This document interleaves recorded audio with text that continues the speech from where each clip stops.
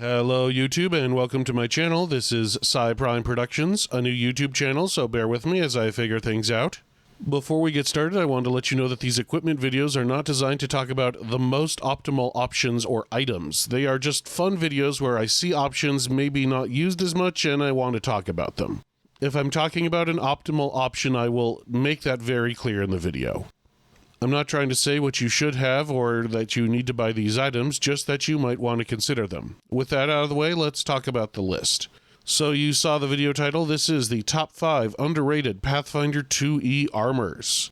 Now, to get everyone on the same page, I want to remind viewers how armors work. They have a bonus to AC, which is simple enough to understand, and what is called a dex cap. That means that your AC can only benefit so much from its dexterity score with certain armors. For example, if you have a +2 dex and are wearing breastplate, which has a dex cap of 1, then you only increase your AC by 1, not 2 from your dex while wearing that armor. Armors also have armor check penalties, which apply to all physical skills like athletics, thievery, etc. Medium and heavy armors also have a speed penalty. However, all armors have a strength score requirement.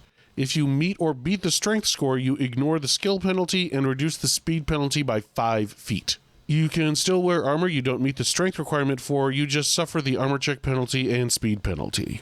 Lastly, armors belong to an armor group. If you have armor specialization, that armor group provides a bonus. However, only 2 classes, the champion and the armor inventor, automatically get armor specialization. There are other ways to get armor specialization though, such as through archetype feats. Armor specialization only applies to medium and heavy armors. And with that out of the way, let's move on to the armors. First off, we have 2 honorable mentions. One is Neahat armor. I hope I pronounced that right. While this armor isn't super standout, it's nice that it's made from bone and leather, and it's really immersive. If you slew some great beast that nearly killed off your entire party, you can skin that animal and turn it into armor as a trophy, and that's awesome and really flavorful. I had a friend with a ruffian rogue do just that after a hellhound nearly killed our whole low-level party, and he kept that armor for the rest of the game. So yeah, not mechanically the best armor in the game, but it can serve as a great reminder of a tough fight and also be a centerpiece of stories to come. Neahat is medium armor that grants a +3 bonus to AC, has a dex cap of 2, a -2 armor check penalty, 5-foot move speed penalty, and a strength requirement of +2 or better. It also has the lamellar property. That means that it suffers less problems when broken. Lastly, it's also in the skeletal armor group, meaning that if you have armor specialization with it on, it reduces precision damage such as sneak attack damage. A second honorable mention goes to padded armor for one reason. Now, most people think that padded armor sucks. It only provides a +1 bonus to AC, and its dex cap is only +3 instead of leather armor's +4. But here's the important bit. It has no speed penalty and no penalty to skill checks, meaning there's absolutely no downside to wearing it even if your strength is -1 and doesn't meet the strength requirement of +0. Meaning, why even have a strength requirement at that point? If you are a class with light armor training and +3 dex and only a -1 strength, consider picking this one up. It also has the comfort property, so you can sleep in it without penalty.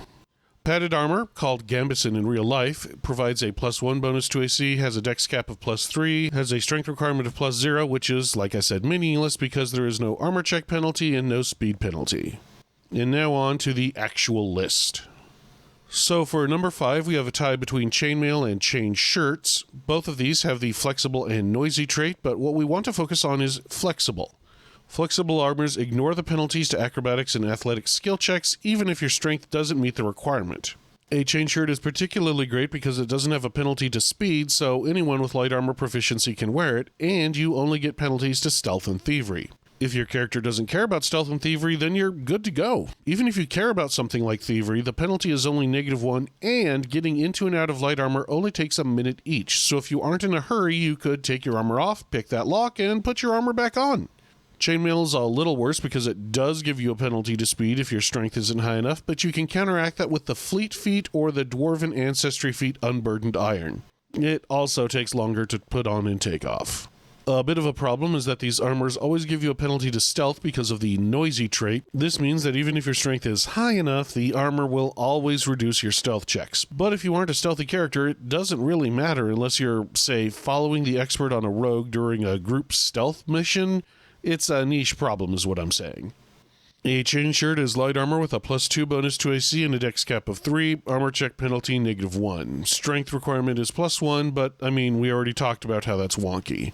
Chainmail is medium armor with a +4 bonus to armor, dex cap 1, armor check penalty -2, 5-foot penalty to speed, and has a required strength of +3. Chainmail's armor specialization is that it reduces damage of critical hits. Coming in at number 4 is Leaf Weave armor. This armor is classified as wood armor, even though it's supposedly made of leaves. The interesting bit here is that it has similar stats to leather armor, but counts as wood, which means you can get Duskwood Leaf Weave armor at level 12. Duskwood armor reduces the strength requirement to -1, which is normally the lowest strength a player can have anyway, and reduces the weight to light bulk, which is among the lightest armors in the game. So if you're high-level thief, rogue, or swashbuckler tanked strength, this armor is for you. Leafweave armor has a +1 bonus to AC, dex cap of 4, armor check penalty -1, no speed penalty, and has a strength requirement of +0. Coming in at number 3, we have the Armored Cloak. This one is here for similar reasons to padded armor and chainmail. At first look, it's bad because it only provides a +1 bonus to armor and has a dex cap of 3, making it seem worse than a chain shirt or studded leather armor. But notice 2 things about it. First of all, it's flexible, meaning that if your strength isn't high enough, you still don't take penalties to athletics or acrobatics, just like the chainmails. It also has the comfort trait, meaning you can sleep in it. So, if you don't care about stealth or thievery, you can wear this one even without having the strength prerequisites. Great for bards, inventors, anyone with a low strength score and +3 dex. What seals the deal is the light bulk, meaning even with your low strength, it won't weigh you down too much. An Armored Cloak has an armor bonus of 1, dex cap 3, strength requirement of +1, armor check penalty of -1, and does not reduce speed. At number 2, we have Buckle Armor. At first glance, Buckle Armor looks subpar. Looks like studded leather armor, actually, only it has the noisy trait, meaning it always gives you a penalty to stealth, even if your strength is high enough, just like the chain armors. And while all of that is true, it also has a useful feature, adjusted storage. You see, you can lay toolkits out on any armor to make them readily accessible. This is why you can use battle medicine on people without pulling out a toolkit. It's assumed to be already on your armor. You can normally have 2 bulk of toolkits attached to your armor, but Buckle Armor allows 3. In this way, you can have an alchemist kit, a repair kit, and healer's tools all attached to your armor at the same time, ready to go at a moment's notice. Oh, and as another bonus, we now know what the heck the 3rd edition D&D sorcerer was wearing. That's a 20-plus year mystery solved.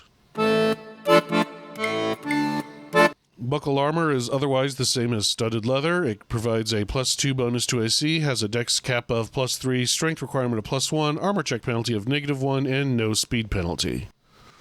And finally, we come to the last armor, and the one that is probably the best armor in the game, Gray Maiden Plate. This heavy armor works exactly like full plate, and I mean exactly like it. It has the Bulwark property, which gives you a bonus to reflex saves, same bonus to AC, everything. The only differences are that the strength requirement is only +3 instead of +4, and that it's lighter. This makes it much better for people who want protection but don't want to pump strength. As a character example, Champion Dedication gives you trained in all armors. Maybe your, say, Sorcerer grabs Champion Dedication because they want to protect themselves in full plate mail, but because of how character creation works, they only start with a maximum +3 strength. And they don't need to increase strength for their build. This armor works perfectly for them. The only problem with Grey Maiden Plate is, despite what it says on Archives of Nethys, James Jacobs, the creative director of Paizo, has come out and said that it is rare, meaning getting your hands on it is hard. You see, Grey Maiden Plate is supposed to be exclusively the purview of the Grey Maidens, who are elite knight protectors of the city of Korvosa. Because it is rare, you can't craft it without the plans, and you can't buy a set or the plans normally. Basically, the only way to get a set is to either be a Grey Maiden, at which point you aren't an adventurer anymore but an officer of the law in Korvosa, or to kill a Grey Maiden, at which point you're going to have all of Korvosa coming down on you like a hammer, so good luck trying to get a set. But if you do, oh man, some of the best armor in the game. Grey Maiden Plate is just strictly upgraded plate mail. Its armor bonus is +6, has a dex cap of 0, armor check penalty of -3, requires +3 strength, and has a speed penalty of 10. Oh, and it's also only 3 bulk instead of 4. Alright, thanks for getting to the end of the video. Sorry for throwing in a little ad at the end, but did you know in addition to this YouTube channel, I also do some third-party publishing work? Well, I just got my 3rd product published under Eldritch Osiris Games using the Pathfinder Infinity license. Hey, do you like the idea of the Deck of Many Things but worry it will ruin your campaign by irrevocably ripping a character's mind from their body? Do you like the idea of having some fun with some chaotic magical cards, but dislike the unfortunate implications of the deck brainwashing people? Well, enter the Midwinter Festival deck. This deck is less exploitable, available at level 10, and largely ignores any of the problems of that other deck. It also has a detailed backstory of who invented the deck and why each card was made. Check it out at pathfinderinfinite.com or DriveThruRPG, links in the description.